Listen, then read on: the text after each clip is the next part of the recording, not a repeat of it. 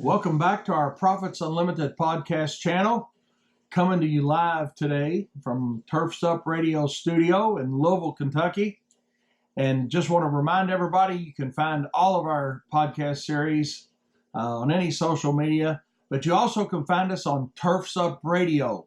If you go to Turfs Up Radio, you'll see a tab there. You hit shows, scroll down the tab, and you'll find Profits Unlimited right there, and you can listen to all of our tabs. Every Friday, we've got a new feature that comes up. So be sure to visit Turfs Up Radio and find our complete show series right there for ease and your convenience. So what we want to talk about today is simply how do we make 2020 the best year or the most profitable year ever for your company. And I think I'm going to keep it very short and simple. We're going to use the old KISS principle with this, okay? Keep it simple, stupid. And in this case, I'm going to be the stupid, okay? So I'm going to keep it simple so everybody has enough time to think about their business and how to make it more successful, more profitable. It's going to sound almost like it's very, very vague, but the reality of it is, it's the three most common mistakes that I see with contractors, including myself when I started my business, that I didn't understand well enough to help my company be more successful and more profitable faster. Okay. Number one thing we all need to know, and whether I'm saying it or you look at it on social media, wherever you see it, how many times don't you ask yourself, what should I charge for the job? How much should I charge to mow that lawn, to put that mulch down, to trim those hedges, to do that snow, put that ice melter down, whatever it is that you're doing?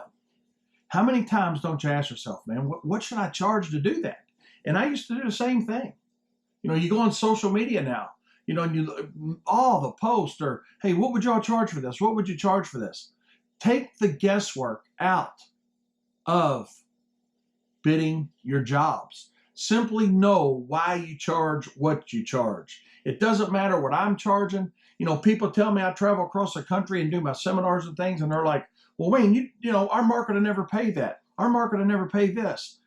I never tell anybody what to charge. I simply tell you, calculate your cost per hour of operation based on your overhead, your use rates, and your expenses, not your competitors. We can't count on our competitors to be right, because if our competitors were so smart, our failure rates wouldn't be so high in this industry.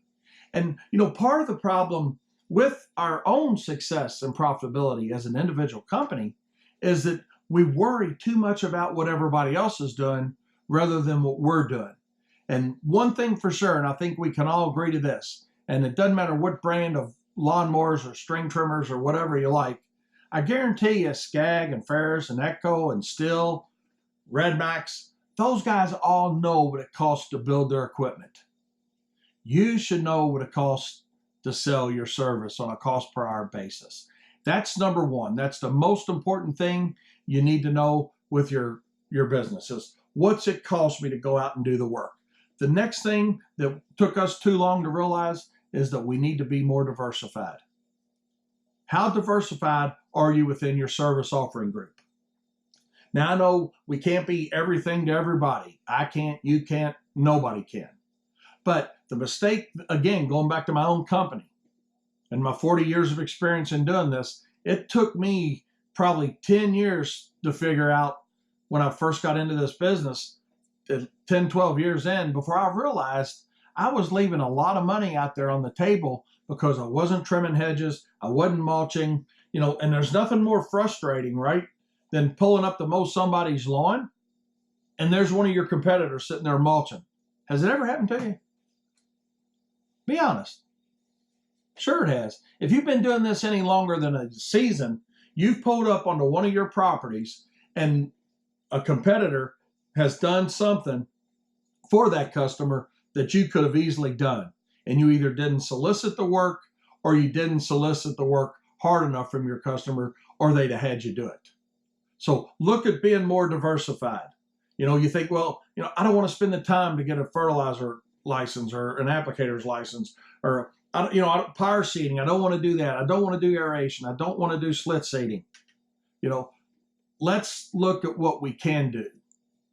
Okay, you don't have to do it all, but think about this year and moving forward. What can you really do? Because if you cut back on some of your mowing and add more hedge trimming, more edging, more mulching, more leaf removal, the things that a lot of contractors don't like to do, you're going to be more successful, more profitable. Let that lead into other services: fertilization, weed control, retaining walls, pavers, snow and ice management. So you're not going to do it all at one time, but there are things that you can add to help your company be more successful, more profitable. And last but not least is, what are you doing to try to get yourself out of the truck? And that's a tough step to make. Oh, let me try that one more time. That's a tough step to make, because you think nobody's going to do it like you do it, right? And that's exactly right. Nobody will do it exactly like you do it. And that's a problem I had. I wanted things done exactly the way I wanted it done. And I didn't give the person that I let take that truck out and do the work enough flexibility to get the job done right, because my ego was in the way a little bit. What it really boils down to, as long as the job's done right and the customer's happy and it's done within the hours that the job's bid on, that's really all that matters. That's where the loyalty is going to come from the customer.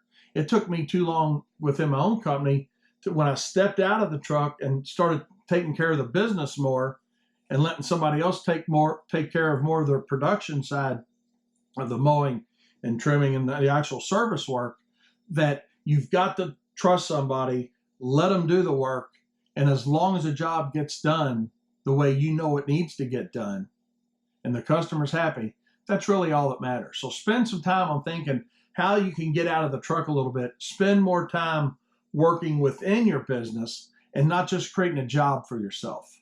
So I think those are the three things we need to think about for 2020 and beyond to help our companies be more successful. Know why you charge what you charge, and don't worry what your competition's doing. Diversify your services and think about how you can spend more time out of the truck rather than in production to help your company be more successful and more profitable. And remember, look for us. You can find us on Turfs Up Radio, right? Go to Turfs Up Radio. It's a lot of educational information there for you. Hit the link on the show button. Drop down. There's Profits Unlimited. There's our complete series. And remember, last but not least, profit is not a dirty word. Thanks.